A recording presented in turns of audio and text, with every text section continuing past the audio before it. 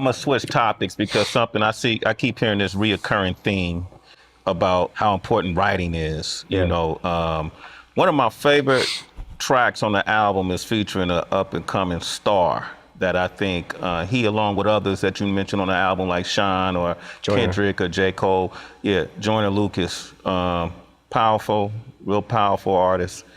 I like y'all together on this track. You know, I think it's a good mesh between a veteran and somebody who's on the rise. He's so good too. What is it about him that you like? The first time I saw him was like 5 years ago at one of the BET ciphers. And I peeped how he was saying a lot of lines that I saw some of me in that, but at the same time, it was different because it was like, early on in my career, whenever I get to do a BET cipher, I want to write till my shit stands out. You know what I'm saying? Yeah. And he stood out so much to me. I was like, yo, he was talking about Miley Cyrus, and if I'm not mistaken, I'm pretty sure it was something like that, but he was talking about pop stars and he was doing this kind of thing. But I'm like, yo, people are gonna remember that. I remembered it. And then I kind of started, when he made the Ross Cappuccini, the way he did it from the two perspectives, it was genius, and it was like, stood out. Stood out so much to me. Like, not only that though, like the rhymes. Like, I'm listening to the rhyme. That's, when I'm listening to a rapper, I'm listening to what you're bringing to the table as far as a skill set, right? That's the first thing I'm gonna hone in on. But the fact that, like I said, like, he's not compromising bars to tell this story. He's still got complexity in there. Yeah. You know what I'm saying? And the water rhyme went like he's taking you on this journey. And I never snapped out of that journey till it was over. You know what I'm saying? Like, and I was like, yo, this kid is fucking incredible. Y'all got and I'm paraphrasing, I can't remember the lyrics exactly, but you come in with a verse where you say, I got a couple of mansions, but I still don't have any manners. You got a couple of ghost writers, but to these kids, it don't actually matter. What the fuck happened to hip hop? What's going on with hip hop?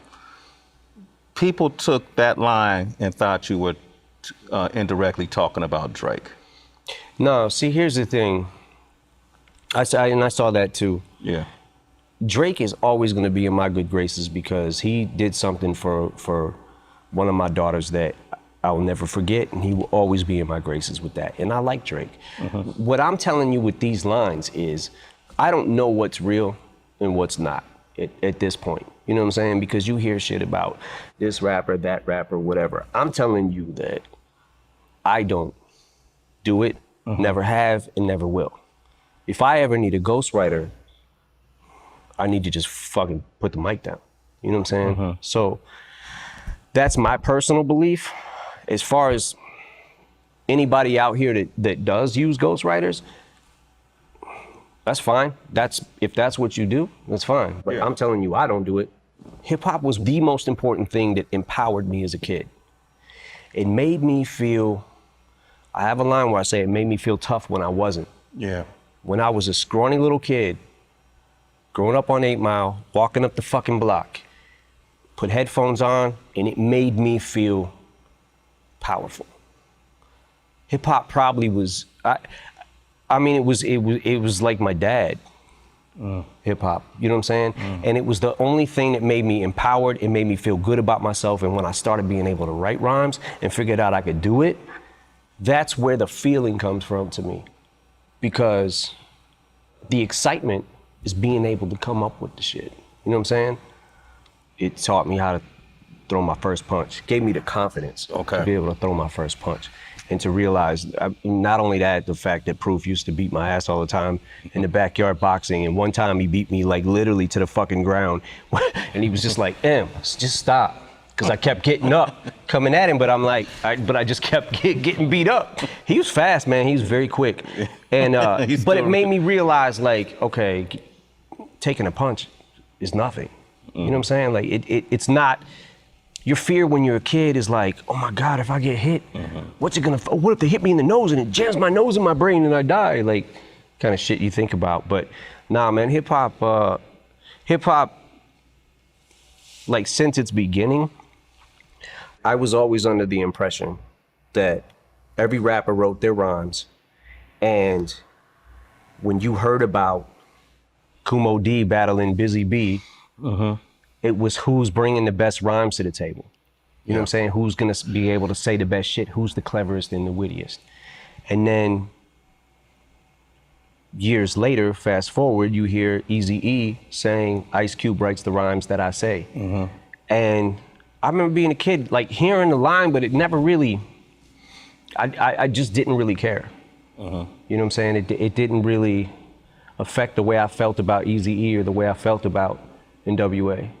I think in all fairness, though, I think Drake is a superior writer to be able to sustain the level of success he has. Yeah, I mean, he makes great music. There's not really even much you can say about it, you know.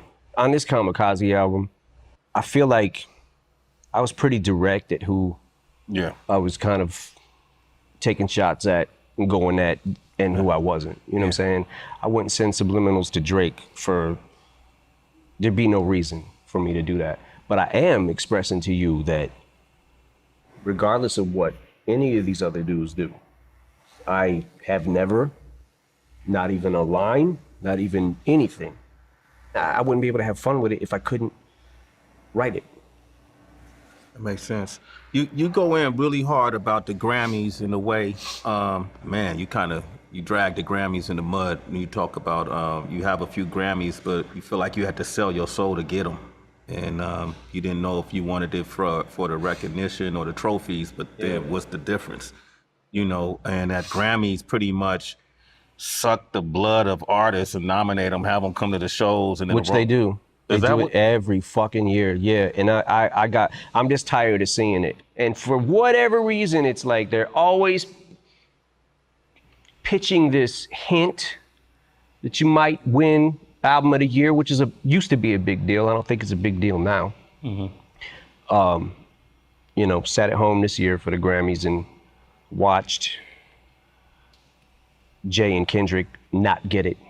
And I felt like one of them should have got it. I felt like Joyner Lucas should have won a Grammy for I'm Not Racist. Yeah. Absolutely should have won a fucking Grammy. Every year we went, it was, I would be up for Album of the Year, and then the winner is Norah Jones. Who? And I'm not even trying to say anything bad about her music. I just, at that point, I had never heard of her. Yeah. And none of my friends did either. You know what I'm saying? So we were like, okay, whatever. And then Steely Dan. Okay, I know who Steely Dan is. I know Steely Dan back in the day. You know what I'm saying? But more than the Marshall Mathers LP impact, like, okay, fine. I watched 50, same shit. 50 did not win Best New Artist at the Grammys. There was nothing bigger than 50. Nothing bigger, and nobody since maybe like Snoop came out the gate like that. My first album didn't do it. I never saw someone's first album and the wave happen like he had. And then he doesn't get it. And then I get up there another year, and what was it, the Eminem show? And it was like, whatever, I'm fine if I lose to fucking Kanye or someone that I'm like, okay, I respect that. I know who that is, and Kanye has a huge following and he's made a massive impact on music. Fine, I'm good with that. But don't fucking get us all here to use your selling point for your fucking show and stiff everybody every single fucking time. And I said, after that point in time, I was like, don't ever ask me to fucking come here again. Please do not ask me. My answer is no for 100 million years. Never again will I fucking go to the Grammys. Well, now, you know, I know Jimmy Jam and some of the members of the board there are reaching out. Just Blaze and different folks are now trying to make it better. Would you ever consider, you know, joining the board and maybe you have a vote in it? First of all, that vote is fake as fuck. That's not a real vote. That's not a real vote. They give it to who they want to give it to. They give it to their darlings, the fucking, oh, this got critical acclaim, but it sold 2 records. Like, it ain't about always what you sell. I get that, Vanilla Ice, I understand. You know what I'm saying? Like, but there comes a point where when an overwhelming something comes along that has this wave and impact on music, and you give it to fucking Lada fucking Dottie, Who? Lada Dottie. Sound like Lottie Dottie. But you know what I'm saying? Like, it's like, man, I don't know who won over Kendrick and Jay. Bruno Mars is fucking incredible. Bruno Mars is great. But I remember Beyonce didn't win for the album Lemonade. Yeah. And I was like, what the hell, you know?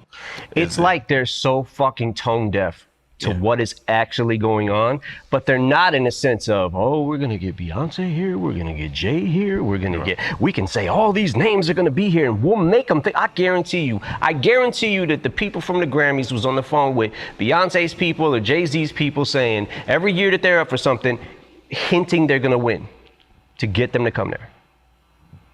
So you over that? I fucking guarantee you. You over that. I guess I won't see you at the Grammys this year. Yeah, probably not. Probably not? Okay. Yeah. What if you're nominated? First of all, I won't be. Okay. Because they know that I don't like them. And if I was, I wouldn't win because they know that I don't like them. One final question. I want to ask you about a song that, to me, man, it was probably one of the most heart-wrenching songs on the project was Stepping Stone. You know, and you tell the history of D12, how it started, you know, and what happened through the duration. And at the end of it, you said it's over. That's it. Were the members aware of that song? They were. They were? They were. They got a heads up, and, you know, I explained. I honestly have not talked to Swift and Conniver yet about the song. They just knew it was coming down the pipe. But the way I explain it is this. Proof was the glue that binded us all together, right? He did so much shit behind the scenes that I didn't even realize, and did things to keep us a group and to motivate us. You mentioned that you guys knew all this stuff was happening, but y'all never talked about it. You know, you were men, you know, I'm paraphrasing in the verses, but everybody was doing their solo projects, and, you know, y'all was drifting further apart. Well, that's what ended up happening, was everybody was kind of doing their solo things, made solo projects, mixtapes and things like that, and we're doing shows. And I think the conversation now going forward is to see if there's anything we can do to help their solo careers. You know, and we'll always be friends, man. We always been friends. So we were kids. Yeah. You know what I'm saying? So we'll always be good on that aspect, you know. And I want to help them do whatever it is that their next thing is on the agenda. You know what I'm saying? Mixtape, album, shopping, whatever it is. When I listen to these stories, and I've known you since the 90s, and I've known you through these ups and downs, and even if I wasn't there on your side, I was there on your team, so to speak, you know. Absolutely. I'm sitting there thinking, man, this man must have went through some great therapy, because right now, where you at, you seem like you're in a comfortable place, you know who you are, you know what you want, and even though you got these people coming at you, you're strong enough to respond in a way that you wouldn't naturally do it. How did you get to this place, though? Did you do therapy? Was it? Nah, my music is therapy, you know? So I just, I don't know, man, I've been coasting through, and I feel like I write all the time. Whether I use it or not, you know, I write all the time, and that's my best therapy, is to be able to get stuff out. Just like the D12 song, it was like one of those things where, like, I know that they have things they want to say to me, and I have things I want to say to them. So this is kind of how I wanted to tell them, like, you know, I love you guys, like, forever. Like, I'm here. It just, doing the D12 album just doesn't seem, in this climate right now, Yeah. I don't know how that would even work. You know what I'm saying? Yeah. You're going through enough with this climate. Right. So imagine D12. Let me ask you this, moving forward, this will be my final question. You have always, to the public, seemed like an elusive, introverted person that they don't always have access to unless... I think that's hilarious. Okay. By the way, you know, I'm not going to fucking clubs anymore. I don't do that. You know what I'm saying? I'm sober. I don't. But I do a lot more and go a lot more places than people actually think I do. I just do it under the radar, man, that's all. We don't, you know, in Detroit, we don't have paparazzi like LA or New York, you know what I'm saying? So I'm out a lot. It's just that people don't really see me. So you out and about. Yeah. That's interesting to know. Like I said, you're not gonna catch me at a club fucking throwing money or, you know what I'm saying? Like, I've been through all those days and all that shit. Like, as far as, you know, I've done the whole club scene. Yeah. I did it for a long time, too long. Nah, but congratulations, man. I like the Kamikaze project. Thank you, man. I think the majority of folks who listen to it cannot deny that you're an elite group of lyricists. Thank you. And I'm a dude who's been in this for multiple decades, and you're at the top of my list. Thank you, man. Thank you. And I like to see you keep flying forward, regardless of the, you know, whatever the critics have to say. You've had critics since your first album, you know, so that's what it's gonna be. But I think people can appreciate the fact that you fire back, that you ain't gonna stand for it, and that you still are making great music. So congratulations, brother. Absolutely, thank you, man. Yeah, man. Appreciate it. And listen, I'm glad I could sign that vinyl for you, man. Hell yeah. You know, if you wanna. Like I said, I'm gonna take it home, check out some bars. Okay, here, let me see that. Show that. This is, you see that? Sway Tech. Shout out to King Tech. This is my brother, partner in crime since high school, since day one. Still Sway Tech, live forever. Shade 45 Monday nights. Make sure you tune in, okay? Shade 45. Shade 45, damn it.